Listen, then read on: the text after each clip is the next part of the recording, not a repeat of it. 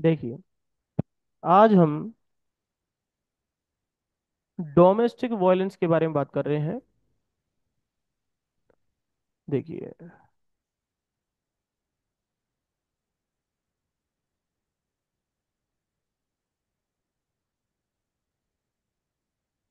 Domestic violence act 2005। ठीक है, इसके बारे में आज हम बात कर रहे हैं। अब इस एक्ट के बारे में वैसे इसे डीवी एक्ट शॉर्ट फॉर्म में बोल देते हैं, क्योंकि जनरली प्रचलन है डीवी एक्ट इस तरीके से बोल देते हैं। लेकिन इसका जो पूरा नाम है वो क्या है? नाम से मैंने आपको बताया कि अगर आपको एक्ट का नाम आता है तो आपको बहुत कुछ आता है। क्या है? The protection of women. ठीक है, the protection of women from domestic violence act 2005।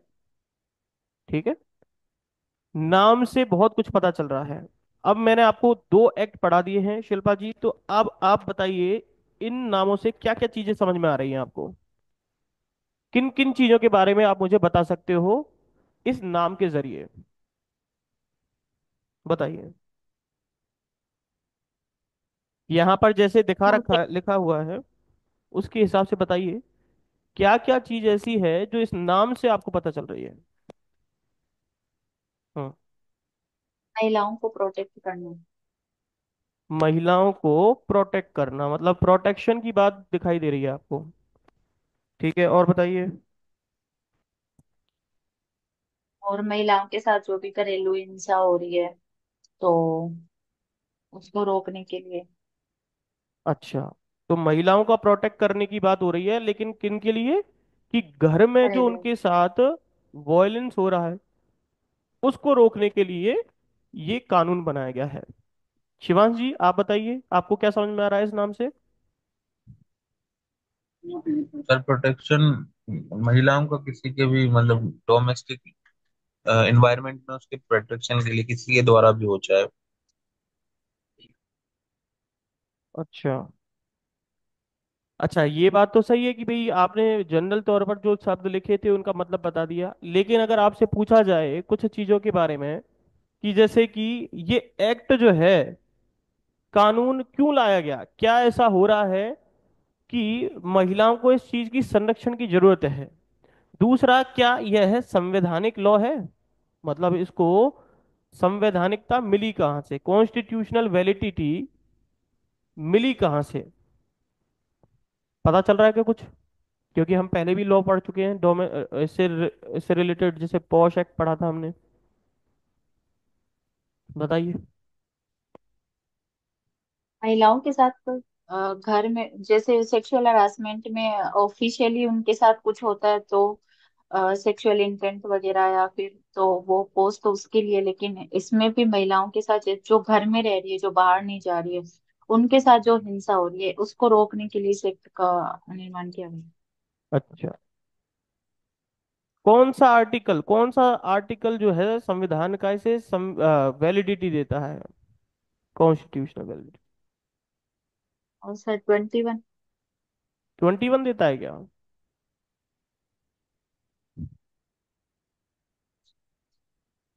Shivansh जी, आप बताइए। Sir, 15। Exactly section article number है 15। हमने पढ़ चुके हैं, तो मैं सोच रहा था बार बार बताने की जरूरत नहीं पड़ेगी।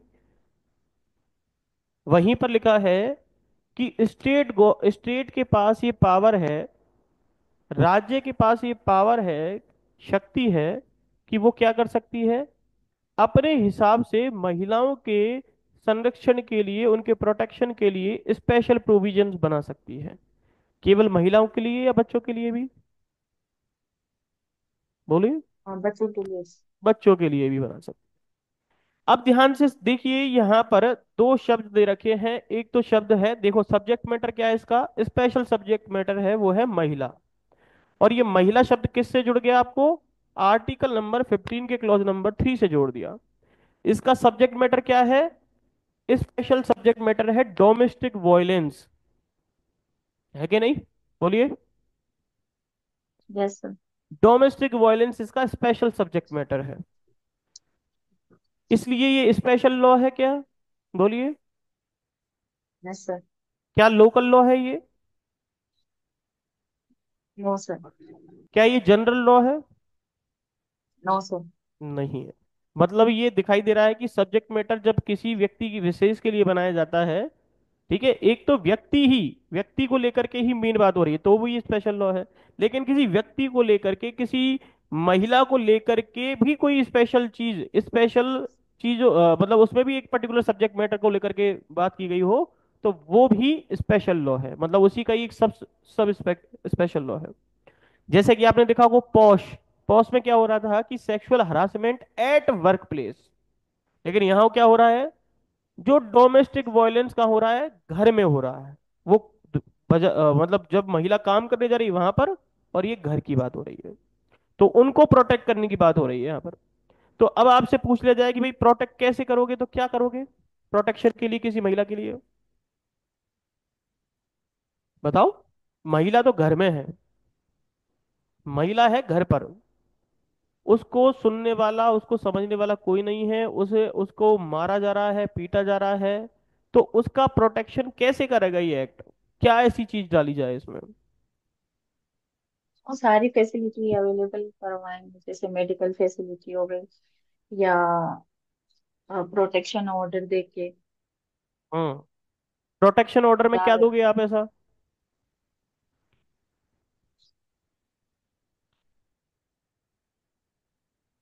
जितना बोलोगे उतना सीखोगे, ध्यान रखना। तो बोलो।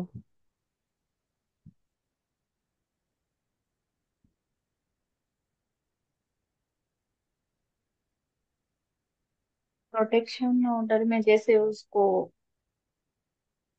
अच्छा, प्रोटेक्ट किससे करना है उसे? कहाँ हो रहा है उसके साथ ऐसा बर्ताव, क्रूअल्टी कहाँ हो फैमिली में, रही? घर में हो रही है, तो घर में कौन कर रहा है उसके साथ ऐसा एक्ट? रिलेटिव उसके कोई नातेदार हो गए, या उसका पति हो गया, उसका कोई भी जो उस घर में अ, दैनिक जीवन में उसके साथ रह रहा है। अच्छा, क्या महिला महिला को पीट सकती है क्या, मार सकती है क्या? क्या वो भी डोमेस्टिक यस वायलेंस कर सर। सकती है क्या? Yes sir. तो वो भी इसमें शामिल है क्या? ऐसा तो नहीं यस है कि सर। महिला के लिए ये कानून बनाया तो केवल महिला के साथ ही ऐसा हो सकता, मतलब महिला तो कर ही नहीं सकती, वो तो वो बच सकती है इससे, ऐसा तो नहीं है ना? नहीं सर। तो प्रोटेक्शन के अंदर बहुत कुछ आता है। Relief, compensation, protection. प्रोटेक्शन के अंदर उन व्यक्तियों से उसकी दूरी बनवाना, जो व्यक्ति उस व्यक्ति के ऊपर हमला कर रहा है, उस महिला के ऊपर हमला कर रहा है, तो प्रोटेक्शन कैसे करवाओगे? कि उसके लिए एक इस तरीके का ऑर्डर पेश करना जिससे वो महिला उससे दूर हो जाए। हो सकता है कि नहीं हो सकता? यस कि सर। उस जगह पर जहां पर वो महिला घूम रही है या जा रही है, आ रही है, उस जगह पर वो व्यक्ति नहीं आए। समझ में आ रही बात? तो प्रोटेक्शन में भी अलग अलग तरीके की चीजें हैं। कस्टडी, क्या पता महिला के साथ उसके बच्चे को भी नुकसान होने की बात हो रही हो। तो बहुत तरीके की चीजें जो हैं इसके अंतर्गत आती हैं। तो बेसिकली हमें यहाँ पर अपना एक उद्देश्य समझ में आ रहा है। जैसे अपन मैं कहूँ तो अगर इस एक्ट का जो बेसिक फंडा है, फंडामेंटल रूल है, वो है इसका प्रियम्बल, वो बताता है कि डोमेस्टिक वायलेंस से क्या करना, उस महिला को प्रोटेक्ट करना, इसका बेसिक रूल है। बात समझ में आ गई क्या? यही इसका सब्जेक्ट यस। मैटर है। ठीक है। अब देखते हैं इसके अंदर क्या क्या चीज लिख रखी है।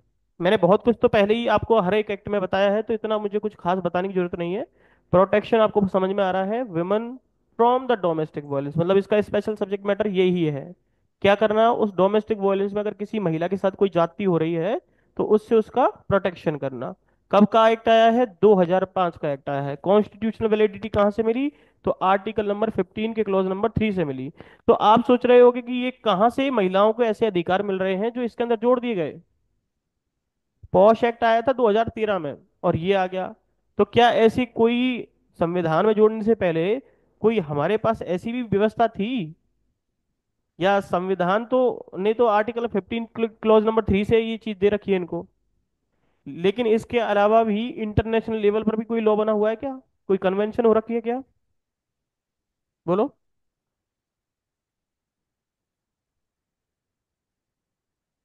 बताइए। सर महिला आयोग। महिला आयोग? वो तो संस्था है जो इनको प्रोटेक्ट करने का काम करती है, रिप्रेजेंट करती है। महिला आयोग क्या है ये? मैंने कहा इंटरनेशनल लेवल पर, अंतरराष्ट्रीय।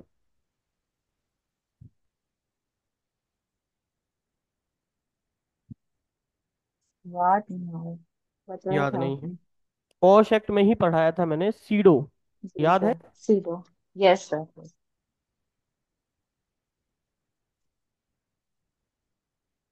पढ़ाया था ऐसा कुछ? Yes sir. कैसे भूल गए? अच्छा, सीडो को पूरा नाम बताओ।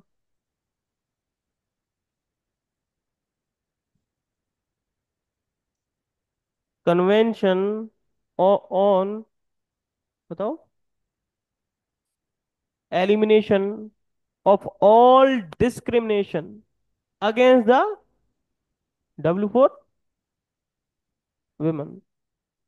ये बताया था क्या?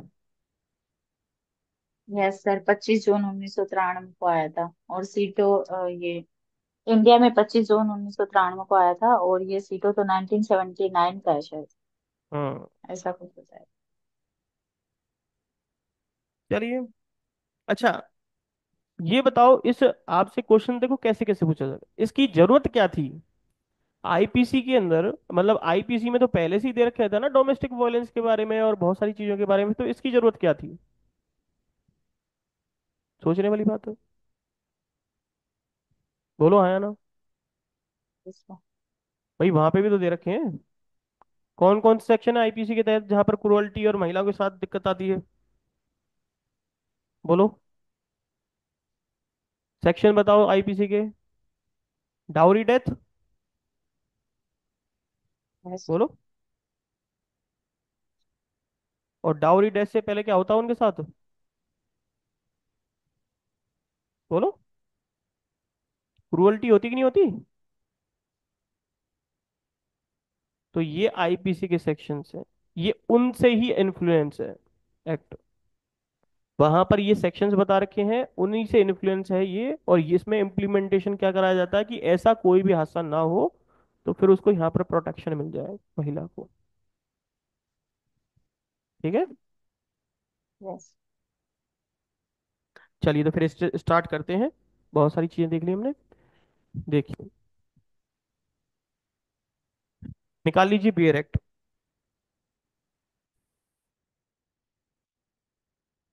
सबसे पहले यहां पर देखते हैं एक्ट। ये तो आपको सबको समझ में आ गई सारी चीजें।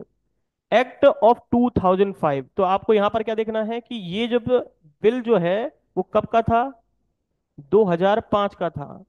उसी बिल की वजह से ये क्या हुआ है, एक्ट में कन्वर्ट हुआ है, तो इसलिए यहाँ पर बिल की जगह क्या आ गया, एक्ट आ गया, और 2005 वैसे ही आ गया। लेकिन ये 2005 में बना है, ध्यान रखना। कब बना है? 2005 में। तो इसका मतलब क्या हुआ? इसका एक्ट नंबर क्या होगा बताओ फिर? 43। ऑफ 2005। 5 का। क्लियर है? उसी ईयर के अंदर 43वें नंबर का ये एक्ट था जो पास हुआ था। लेकिन पास होने के लिए किसकी जरूरत है? क्या लोकसभा में पास करवाना जरूरी है क्या? अच्छा, ये गवर्नमेंट किस लेवल का कानून बना हुआ है, सेंट्रल लेवल का, स्टेट लेवल का? सेंट्रल लेवल का। सेंट्रल लेवल का। तो इसे कौन पास करेगा, कौन कानून बनाएगा इसके लिए? पार्लियामेंट। पार्लियामेंट बनाएगी, बिल्कुल सही है। पार्लियामेंट के दो फीचर बताओ, पार्लियामेंट में कौन कौन से पिलर होते हैं? लोकसभा राज्यसभा। और लोकसभा होती है, बोलो, राज्यसभा राज्यसभा। होती है, और प्रेसिडेंट, वो नहीं होता क्या? क्या यस। प्रेसिडेंट उसका हिस्सा नहीं है? Yes sir. अगर प्रेसिडेंट उसका हिस्सा नहीं होता तो फिर ये एक्ट तो बनाने वाला तो वही था। हिस्सा नहीं, सिग्नेचर तो प्रेसिडेंट ही करता हाँ, तो इसलिए यहाँ पर लोकसभा, राज्यसभा और प्रेसिडेंट तीनों से मिलकर के क्या बनती है, पार्लियामेंट बनती है। तो ध्यान रखो, ये डीबी एक्ट जब आया था तो लोकसभा में से पहली बार 24 अगस्त 2005 को क्या दे दी गई थी, कंसेंट दे दी गई। लिख लो, 24 अगस्त 2005 को दी गई थी कंसेंट। ऐसे ही राज्यसभा में जब आया था तो इन्होंने इसे कब पास किया, तो लिखो 29 अगस्त, 5 दिन बाद ही। कौन कौन सी डेट हो गई, 24 अगस्त 2005, 29 अगस्त 2005। अब देखो, 24 29, अब बताओ प्रेसिडेंट ने कब करा पास। 10 सितंबर 2005। 10 को या 13 को। 13 को। 13 सितंबर 2005। क्लियर हो रही बात। अब देखो आगे, लेकिन सितंबर निकल चुका है, इसके बाद क्या होगा, एनफोर्समेंट होगा, पब्लिकेशन होना जरूरी है। तो उसके लिए क्या, तो देखो पब्लिकेशन डेट आई इसकी एनफोर्समेंट करने के लिए। ध्यान सुनना, पब्लिकेशन डेट कब आई, एनफोर्समेंट करने के लिए कि इस एक्ट को कब से लागू किया जाएगा। तो पब्लिकेशन डेट लिखो 17 अक्टूबर 2006। 14 अक्टूबर थी। क्या था, 14 अक्टूबर। 14 है। हाँ सर। ये पब्लिकेशन ये हुआ था 14 सितंबर और 2005 को, और फिर ये लागू करा था 26 अक्टूबर 2006 को। आप कह रहे हो 14 सितंबर को किया था ऐसा। Yes sir. 14 सितंबर 2005 को जैसे राष्ट्रपति ने हस्ताक्षर करे, फिर प्रकाशित करा था इसको भारत का राजपत्र में 14 सितंबर 2005 को, और हाँ, फिर इसको लागू करा था। इसको इस चीज को मैं समझा देता हूँ, जो आप बता रही हो उसे समझो। दो चीजें हैं यहाँ पर, आप दोनों को मिक्स कर गई। समझो इस चीज को, जब प्रेसिडेंट असेंट देता है ना, तो उसका यस सर। पब्लिकेशन डेट अलग होता है। मतलब उसे अनाउंस करना होता है ऑफिशियल गजट में, वो एक पब्लिकेशन अलग होता है। समझ में आ गई बात। जी सर। जैसे कि प्रेसिडेंट ने असेंट दे दी तो इसका पब्लिकेशन होगा, तभी ये बिल से एक्ट में कन्वर्ट होगा। ध्यान से सुनो, इसे बोलते हैं, आपको यहीं पे मैं बता देता हूं पब्लिकेशन डेट। आपने बताई 13 के बाद आएगी ना 14, तो 14 सितंबर को दूसरे दिन ही क्या हो गया, 2005 को इसको क्या कर दिया, पब्लिकेशन कर दिया। इससे क्या हुआ, ये बिल से एक्ट में कन्वर्ट हो गया। समझ में आ गई बात, बोलो। Yes sir. ये जो डेट बताई है मैंने, वो एनफोर्समेंट होने की डेट है कि जो सेंट्रल गवर्नमेंट ने निर्धारित की थी नोटिफिकेशन निकाल के। एग्जीक्यूट कौन करवाएगा, लागू कौन करवाएगा इसे, सेंट्रल गवर्नमेंट। Central government. तो सेंट्रल गवर्नमेंट ने अपनी तरफ से पब्लिकेशन करी थी 17 अक्टूबर 2006 को। एक ऑफिशियल ये अनाउंस किया कि हम इस एक्ट को, जो बिल से एक्ट में कन्वर्ट हो गया है, हम इसे लागू कब करेंगे। तो लागू करने से पहले उन्होंने एक डेट पे डिसाइड किया, पब्लिकेशन डेट दी। और उस पब्लिकेशन डेट कब आई थी, 17 अक्टूबर 2006 को इन्होंने पब्लिक में छापा कि हम इसे कब लागू करेंगे। तो उसी पब्लिकेशन डेट में डेट अनाउंस की, वो कौन सी थी बताओ, बोलो। 26 अक्टूबर 2006। 26 अक्टूबर 2006। अब बताओ समझ में आया कि नहीं आया। Yes sir. 26 अक्टूबर 2006। वापस से देख लो, देखो एक के बाद एक डेट आ रही है। पहले लोकसभा से पास हुआ, फिर राज्यसभा में गया, राज्यसभा से प्रेसिडेंट के पास गया, प्रेसिडेंट ने फिर इसे पब्लिकेशन करवाया, फिर ये बिल से एक्ट में अनाउंस हो गया कि साहब बिल से एक्ट हो गया है, बन गया है। वैसे तो यही डायरेक्ट हम बोल देते हैं कि प्रेसिडेंट जैसे ही असेंट देता है, वैसे ही क्या होता है, पब्लिकेशन हो जाता है। लेकिन ऐसा नहीं है, ऑफिशियली अनाउंस करना पड़ता है इनको, ठीक है। तो वो कब किया, 14 सितंबर को। फिर गवर्नमेंट के पास गई ये चीज, गवर्नमेंट को एग्जीक्यूट करवाना था, इंप्लीमेंट करवाना था, तो उन्होंने अपनी तरफ से अनाउंसमेंट किया पब्लिकेशन का। वो कब अनाउंसमेंट किया, 17 तारीख को। 17 के बाद उन्होंने उसी डेट पे, जिस दिन पब्लिकेशन करवाना था, उसमें डाला कि हम इसको, 17 अक्टूबर को बताया कि हम इसे कब इन्फोर्स करेंगे, छब्बीस 26 तारीख। अक्टूबर 2000। आगे बात समझ में आता कि, यस सर। ये चीज है आपकी।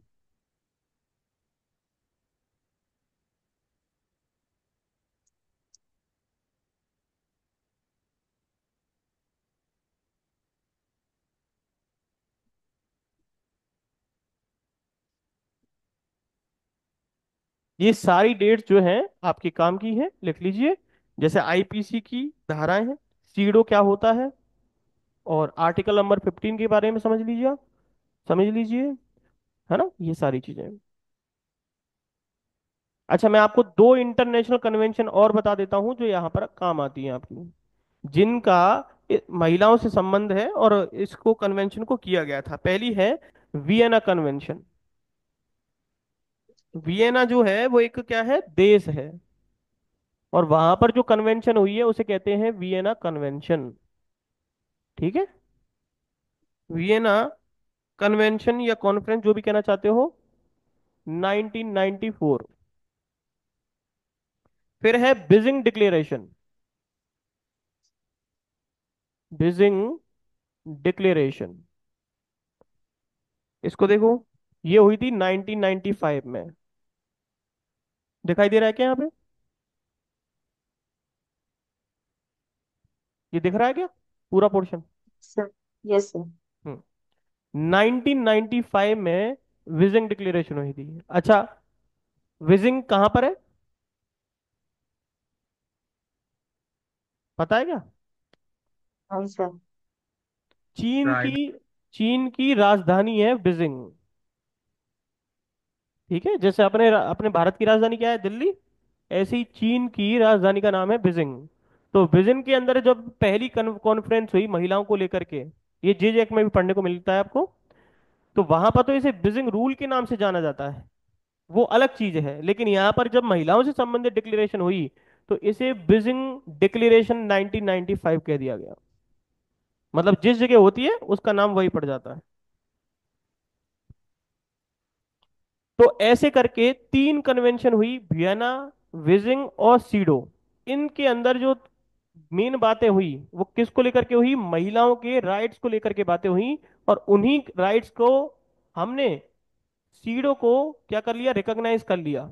और फिर हमने क्या कर लिया, उसी के आधार पर उन लॉज को ध्यान में रखते हुए, कुछ हमारे केस लॉ जो कोर्ट ने अपनी तरफ से कहे थे, उनको ध्यान में रखते हुए हमने 2005 में क्या बना दिया, एक एक्ट बनाया। और उस एक्ट में वो सारे रूल्स फॉलो किए जो इन कन्वेंशंस में हुए थे।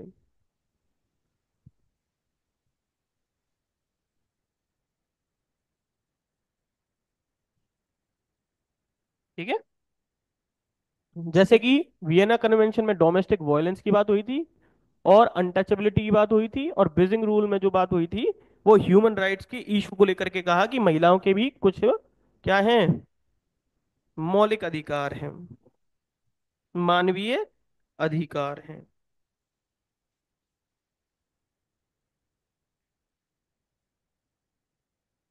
अच्छा, मान लो महिला के साथ कोई जाति हो जाती है, मतलब डोमेस्टिक वायलेंस हो जाता है, तो महिलाओं के कोड को क्या बोलते हैं अपन, कौन से कोड होते हैं वो जिनमें महिलाओं के केस सुने जाते हैं?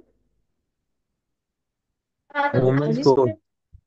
जिसमें जैसे रेप हो गया, कोई और बात हो गई सेक्सुअल, या उनका डोमेस्टिक वायलेंस किया गया है, डाउरी डेथ हो गई, बोलो क्या होता है वो, सर वुमेन्स कोड।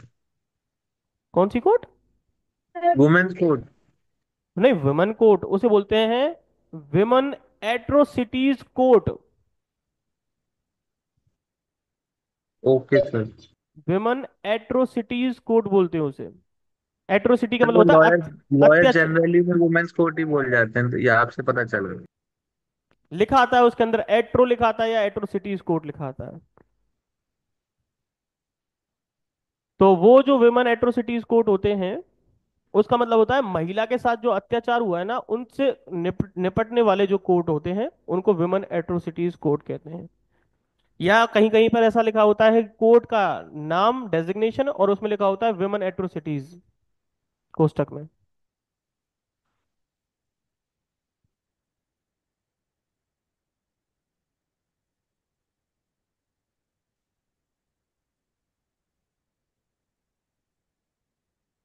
अच्छा बताओ, सीडो कब आई थी आपकी? 1979 में। 1979 में? 79। हाँ हाँ, सर। सर आपने ये बताया था।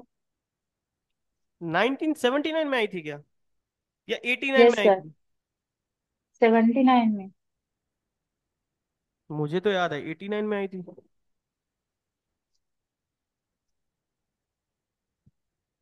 चलो उसे लिख क्या लेना। सही है? जो सही है वो बता दो सर, 79 या 89? 79 नहीं है, 89 ऐसा। हाँ। मैं भी यही सोच रहा था, अभी तक तो 89 ही पता था मुझे, 79 कब हो गया। चलो लिख ओके लेना। सर। हम्म।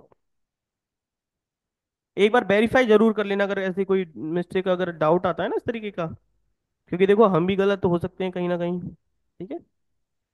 हम्म। चलिए आगे बढ़ते हैं। ये सारा इरेज कर दूं क्या, अगर समझ में आ यस गया सर। तो। Yes sir. हम्म। अब देखो पूरा एक्ट हम इसी से ही समझ लेंगे, ये जो आपके सामने टाइटल दे रखा है।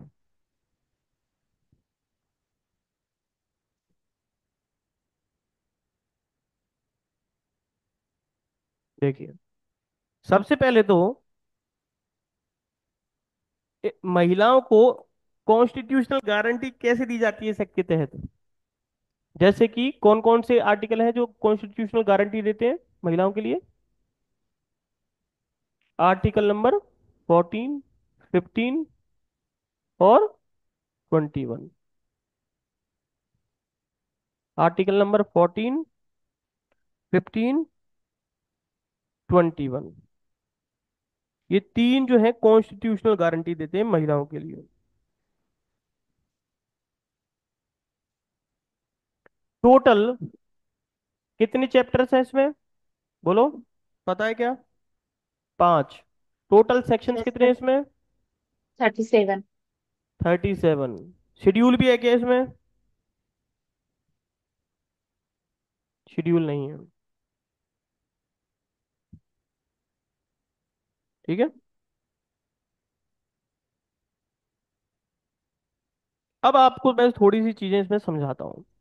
जैसे कि यहां पर आपको प्रोटेक्शन को समझना होगा, इसमें डोमेस्टिक वायलेंस क्या होता है उसको समझना होगा। ठीक है। अब जिस महिला के साथ हो रहा है, क्या वो अग्री वुमन कहलाएगी उस केस में। Yes sir. ठीक है, तो एक पार्टी ये हो गई। दूसरी पार्टी वो जिसने इसके साथ ऐसा एक्ट किया है, क्या वो रेस्पोंडेंट कहलाएगा क्या। सर। बिल्कुल कहलाएगा। तो दो पार्टी तो हो गई, अग्री वुमन, रेस्पोंडेंट। ठीक है। क्या सब्जेक्ट मैटर है इन दोनों के बीच का, इस एक्ट का सब्जेक्ट मैटर क्या है। Domestic domestic violence. वायलेंस। इस डोमेस्टिक वायलेंस को अगर मान लो किसी व्यक्ति ने कर लिया, तो उसे क्या दिलवाना है, हमें रिलीफ दिलवाना है। या तो होने से बचाना है, या उसको रिलीफ दिलाना है। तो रिलीफ का मतलब क्या है, प्रोटेक्शन। बात समझ में आ गई क्या। Yes sir. इस प्रोटेक्शन के अलग अलग ऑर्डर्स हैं, मतलब टाइप ऑफ ऑर्डर्स हैं, जहां पर महिलाओं को क्या दिया जाता है, रिलीफ दिया जाता है। ठीक है। चलिए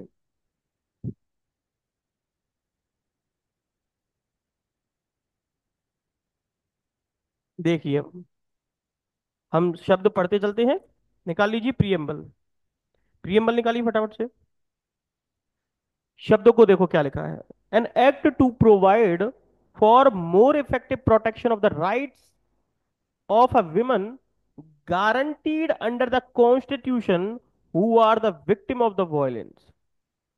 यहां पर एक शब्द लिखा है, गारंटीड अंडर द कॉन्स्टिट्यूशन, इसे अंडरलाइन कर लीजिए।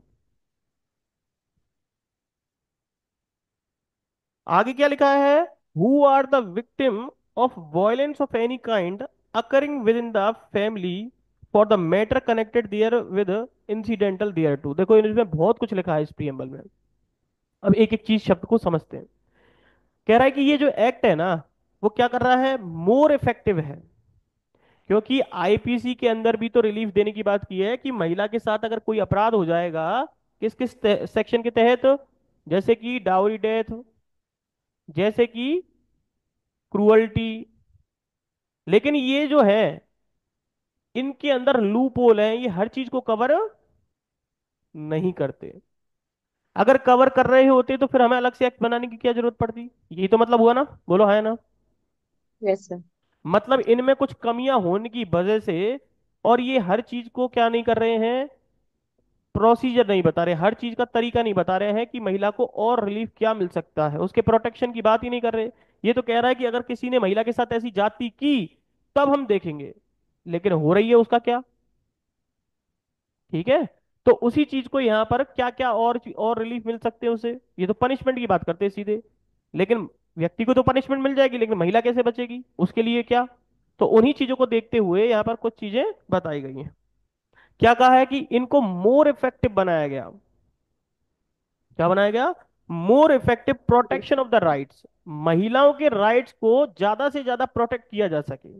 और उन महिलाओं के राइट्स को प्रोटेक्ट करने के लिए हमारे पास क्या है? कॉन्स्टिट्यूशनल गारंटी दी गई है। किन आर्टिकल के तहत? Article number 14। 15 और 21। भाई जीने का अधिकार है कि नहीं महिला के पास? 21 और 15, डिस्क्रिमिनेशन नहीं होना चाहिए किसी तरीके का। बात समझ में आ गई? अच्छा। तो ये आर्टिकल नंबर 14, 15 और 21 की यहाँ पर कॉन्स्टिट्यूशनल गारंटी में बात की गई है। आगे देखिए, किस बात की बात की गई है उसे समझना है। लिखा है हु आर द विक्टिम। जो विक्टिम है, विक्टिम कौन? महिला। यही तो है विक्टिम। क्या हो रहा है इसके साथ, किस चीज की विक्टिम है ये? Domestic violence violence. की। तो ये लिखा है victim of the violence of any kind. कहाँ? Occurring within the family. मतलब किसी भी तरीके का वायलेंस हो रहा है, देखो ये लिख रहा, type of violence, any type या एनी काइंड। कहाँ हो रहा है? डोमेस्टिक का मतलब क्या हुआ? घर में हो रहा है। तो अगर घर में हो रहा है तब ये क्या करेगा? प्रोटेक्ट करेगा। तो प्रोटेक्ट के लिए क्या बताए? 14, 15 और 21 का यहां पर बात की गई है। प्रियम्बल समझ में आ गई क्या? बोलिए बोलिए, समझ में आया कि नहीं आया? Yes sir. क्लियर है ना प्रियम्बल में जो बातें लिखी हुई हैं? देखो यस हमने सर। सारा कुछ जी सर। इसी से समझा है। हमें कुछ अलग से पढ़ने की जरूरत पड़ी क्या? अब जो मैंने बताया कि प्रोटेक्शन, इसका क्या मतलब है? डोमेस्टिक वायलेंस क्या है? अग्री वुमन क्या है? रिस्पोंडेंट क्या है ना? इनको ही पढ़ेंगे अपन। अब हमें यहाँ पर एनी काइंड, जो मैंने अब अंडरलाइन करवाया कि एनी काइंड, उसे अंडरलाइन कर लोगे तो फिर मैं इसे और अच्छे तरीके से समझाता हूँ। वॉयलेंस ऑफ एनी काइंड, कितने तरीके के वॉयलेंस होते हैं इस एक्ट में जो बताए गए हैं?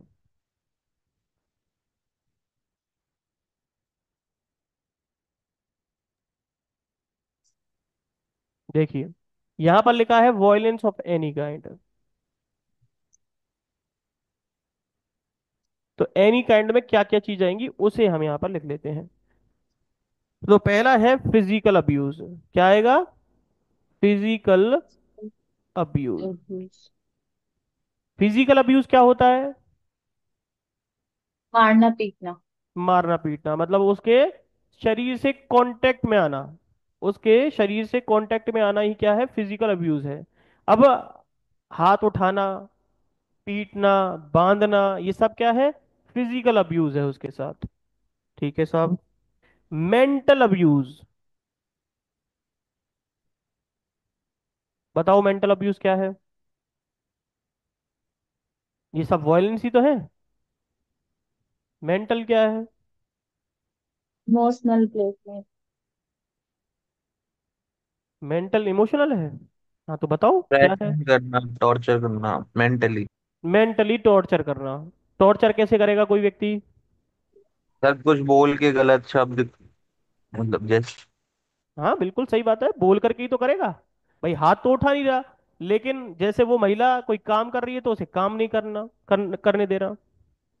या वो कोई खा रही है तो खाते समय टोकना। तो ऐसे करके उसको कोई ना कोई कमेंट बाजी कुछ ना कुछ करते रहना, ये क्या है उसके लिए? मेंटल अब्यूज है कि नहीं? मेंटली तो डिस्टर्ब हो रही है उससे वो महिला। Yes sir. मानसिक उत्पीड़न ही तो कहते हैं इसे। तो वही चीज यहां पर हो रही है उसके साथ। तीसरा देखिए, इमोशनल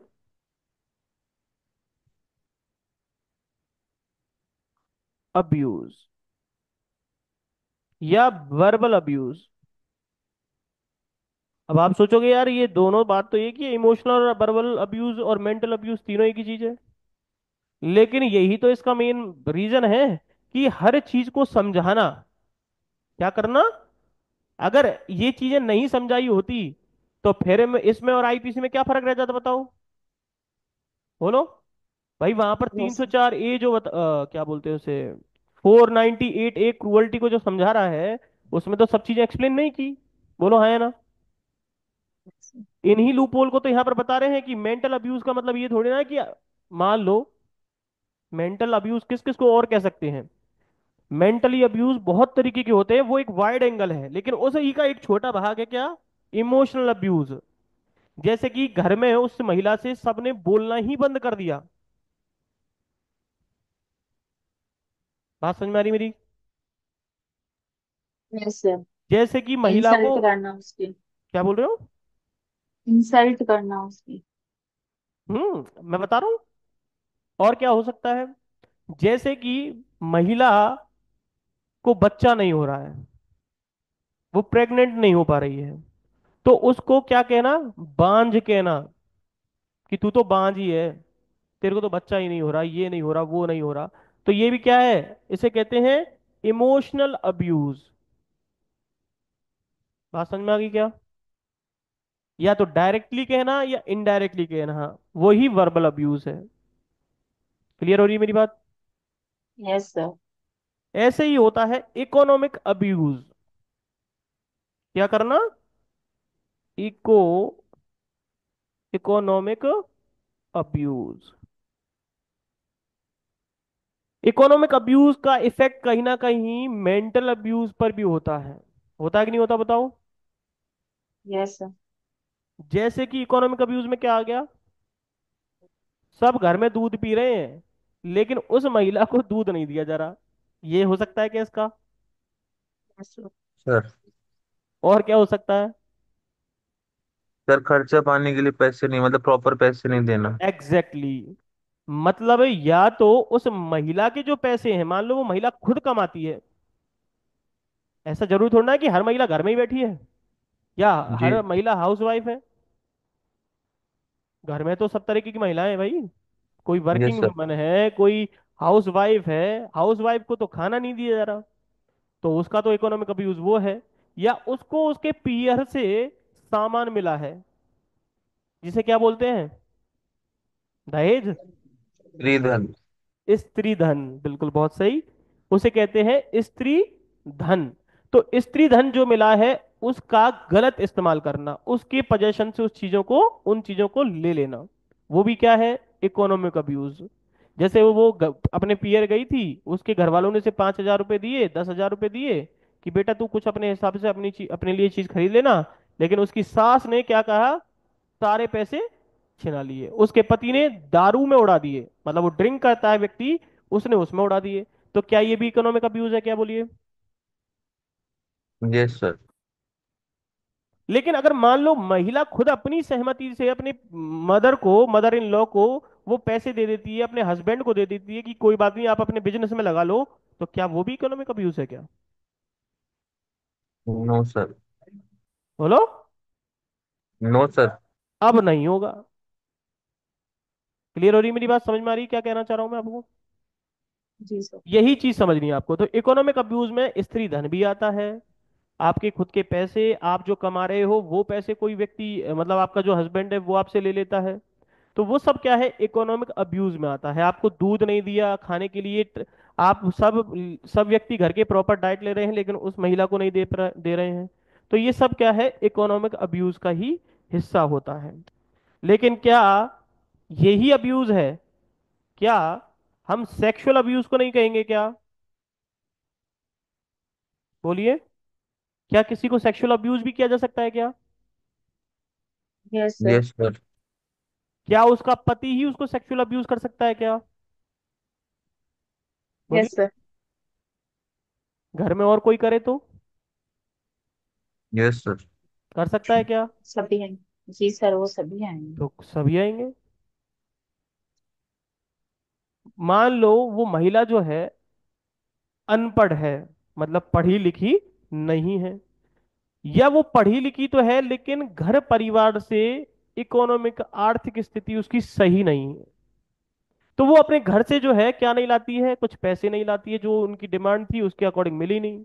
लेकिन उसकी जो सास थी उसकी बहुत एक्सपेक्टेशन थी अपने बच्चे के लिए, मैं ऐसी बहू लेके आऊंगी, ये करूंगी वो करूंगी, इतना पैसा चाहिएगा, इसकी डिमांड करती है। समझ में आ रही मेरी बात? यस तो सर। उसको उल्टा सीधा कहती है, और वो अपने किसको बताती है?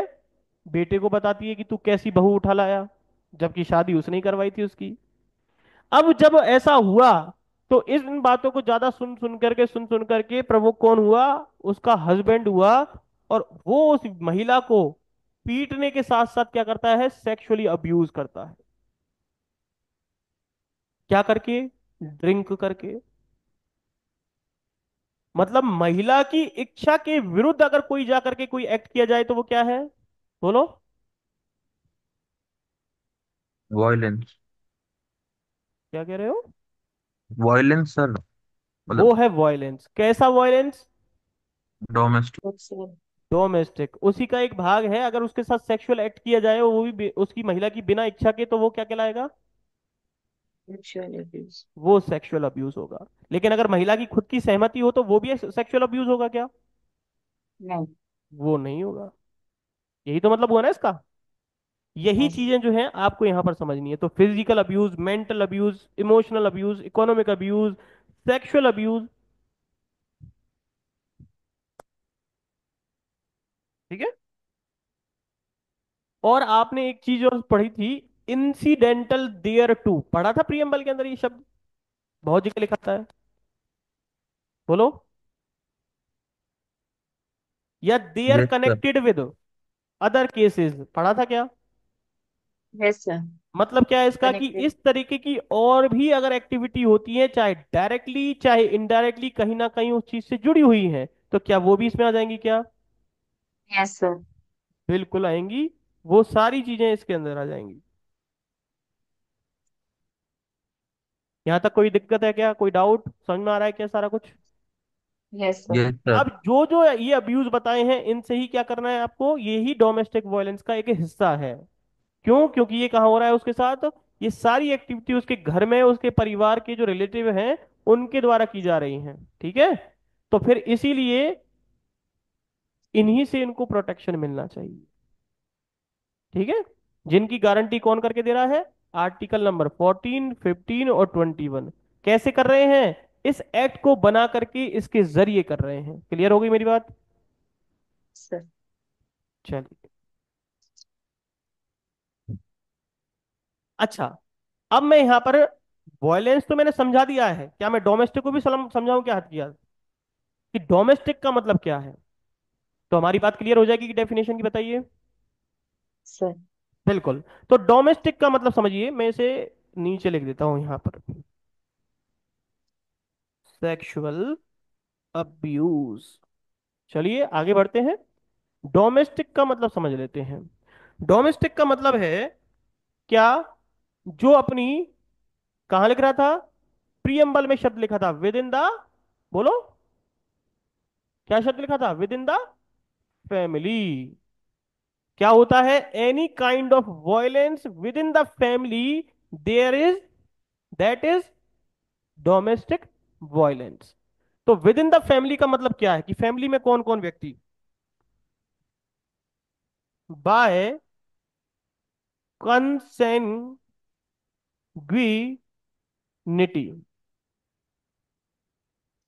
Bye marriage. कंसेंग्विनिटी का मतलब क्या होता है? कोई बता सकता है आप में से? By consent, consanguinity. No sir, don't know. नहीं पता? बताइए, आप बताइए, क्या पता है क्या इसका मतलब क्या होता है? सर। कंसेंग्विनिटी। लिविंग में रहने के लिए। क्या हुआ? लिविंग में रहने वाली जो महिला होती है वो। लिविंग में रहती है वो? मुझे क्या पता, मैं तो आपसे पूछ रहा हूँ, आप मुझसे पूछ रहे हो।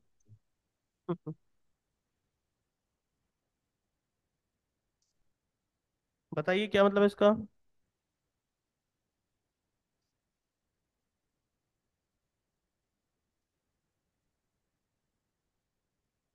नहीं पता सर, यही पता है। नहीं पता? सर रिलेशन के थ्रू या फिर मतलब इसलिए।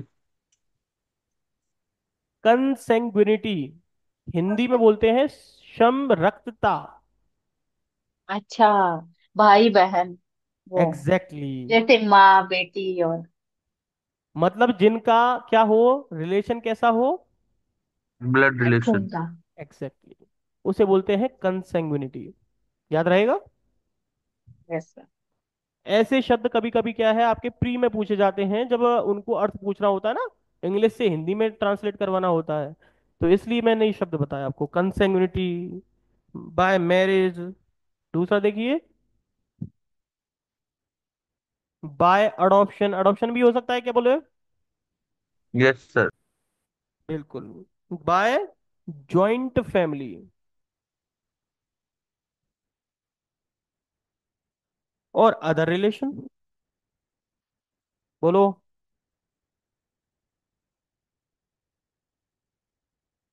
आ गई क्या सारी चीजें। Consanguinity, by marriage, by adoption, joint family, other relations. ये क्या है, विद इन द फैमिली। इसे ही क्या कहते हैं अपन, बोलो। किस नाम से जानते हैं इसे। इसे बोलते हैं डोमेस्टिक रिलेशनशिप। लिख लीजिए, डेफिनेशन लिख लीजिए इसकी। क्या बोलते हैं इसे। ये शब्द जो है आपको कहाँ मिलते हैं पढ़ने के लिए। Domestic relationship. यही चीज जो है डोमेस्टिक बताती है, within the family. Domestic relationship की एक डेफिनेशन है, वहां पर इसको समझाया गया है। सेक्शन नंबर है 2, क्लॉज नंबर F। अब बताइए समझ में आया कि नहीं आया।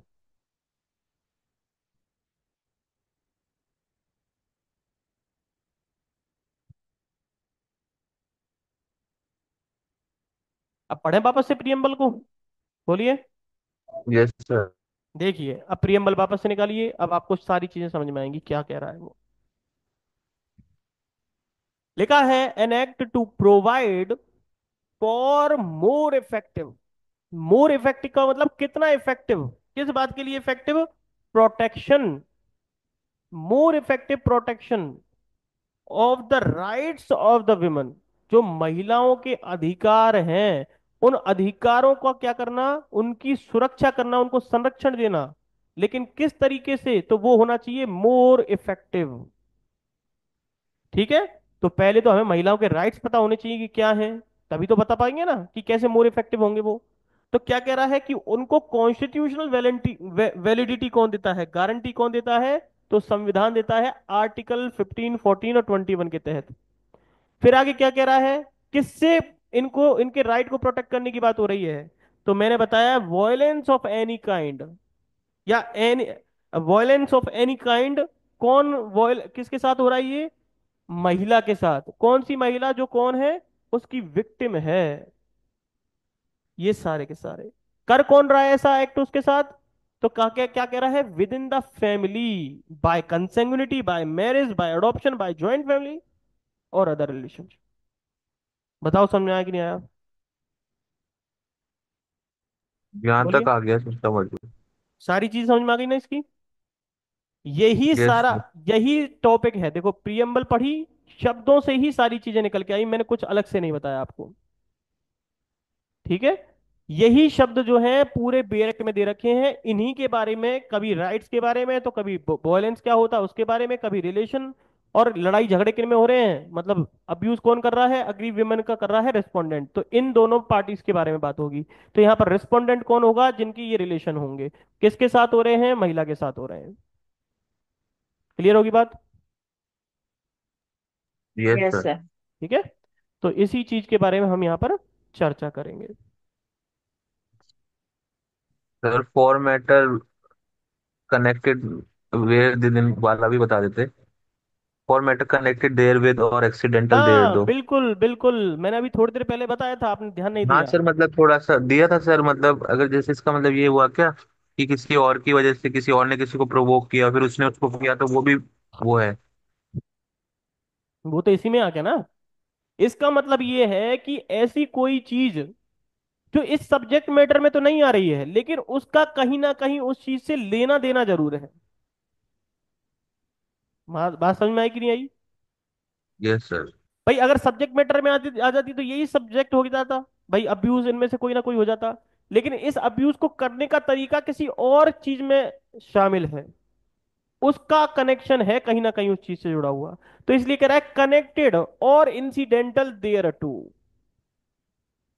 उस घटना का संबंध कहीं ना कहीं किस एक्ट से आ रहा है, डोमेस्टिक वायलेंस से आ रहा है, लेकिन वो एक्चुअल में डोमेस्टिक वायलेंस नहीं है।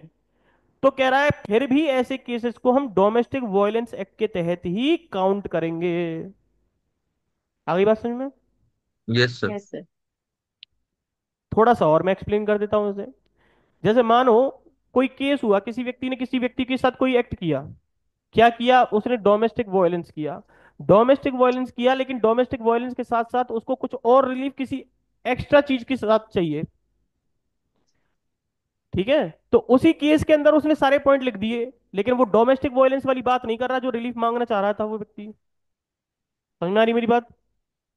Yes sir. तो कह रहा है दोनों मैटर को अलग अलग थोड़ा ना देंगे, डिसाइड करेंगे। जब एक ही फाइल आपने सूट फाइल किया है तो उसी के अंदर दोनों मैटर को लेकर के दोनों को एक साथ निपटा देंगे। बात समझ में आई कि नहीं आई? Yes sir. लेकिन मैटर जो है वो एक ही सब्जेक्ट से संबंधित होना चाहिए। कहीं उसकी विषय वस्तु कुछ और कहती हो और ये कुछ और कहता हो। कहीं प्रॉपर्टी के किसी और मामले की बात आप यहां पर ला करके उठा रहे हो तो उसका कोई रिलेवेंस ही नहीं है। तो कोर्ट मना कर देगी ऐसे एक्ट को लेने की। आपको बताया था ना एविडेंस के तहत, fact in issue, relevant fact और फैक्ट, पता है ना ये सारी चीजें। Yes sir. तो उसके आधार पर ये चीज निश्चित की जाएंगी।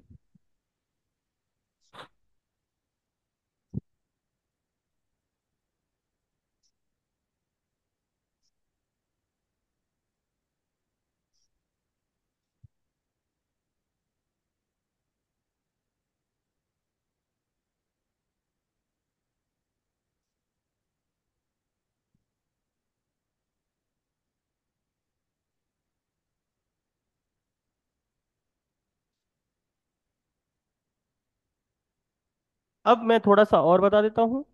ये जो प्रोटेक्शन है, देखो हमने क्या क्या चीज समझ ली, डोमेस्टिक वायलेंस। अब बात आती है प्रोटेक्शन की। प्रोटेक्शन क्या क्या दिए जाएंगे उस महिला को?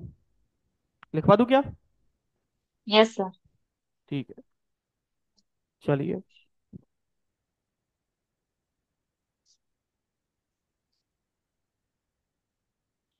देखिए, प्रोटेक्शन में क्या मिलेगा? रिलीफ। यही तो होगा, रिलीफ मिलेगा। किसको मिलेगा? To the aggrieved women. पहला देखिए क्या लिखा है। सबसे पहला है प्रोटेक्शन ऑर्डर दिया जाएगा महिला को। दूसरा क्या दिया जाएगा? कहाँ दिया जाएगा लिखिए, section number 2O and section number 18। ठीक है। दूसरा देखिए रेजिडेंस ऑर्डर, मतलब अगर महिला को घर से बाहर निकाल दिया है ना, तो फिर उसको दिया जाएगा कि घर में रहो। से, सेक्शन नंबर 19 का clause number 1।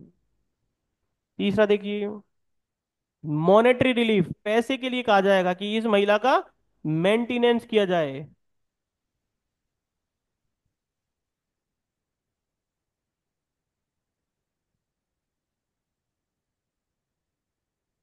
Custody order, custody order होते कि नहीं होते? Yes sir. सेक्शन नंबर 2 का clause number D, read with section number 21।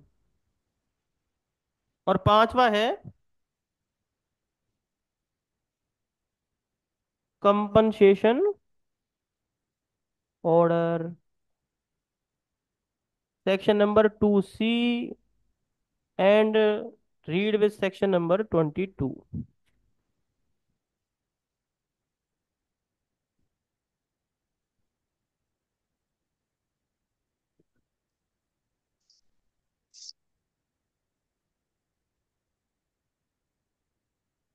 अब आप सोच रहे होंगे कि सब मैंने ये OP के बाद DC क्यों लिखा है। एक्चुअली क्या है, ये जो सेक्शंस है ना, वो पहले 18 है, फिर 19 है, 21 है और 22 है। ऐसे करके लिख दिया। क्लियर है ना? सेक्शंस दिखाई दे रहे हैं? Yes sir. Yes sir. हम्म, लिख लीजिए। तो ये आपका टॉपिक आज का कंप्लीट करा दिया है मैंने। बाकी अपन इसमें कल पढ़ेंगे। सेक्शन नंबर 1 से। यहाँ तक कोई डाउट हो तो आप पूछ सकते हैं मेरे से। No sir. क्लियर है सारी चीजें? Yes sir.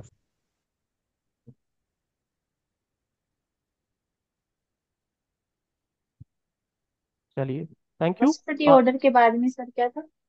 सॉरी, कंपल्सरी, वो नीचे लिखा हुआ दिख नहीं रहा था, कस्टडी ऑर्डर के बाद में। कस्टडी ऑर्डर ही है बस, केवल सेक्शन नंबर 2C और section number 22। Okay sir. Okay, 5 minute का ब्रेक लीजिए, फिर स्टार्ट करते हैं। Thank you.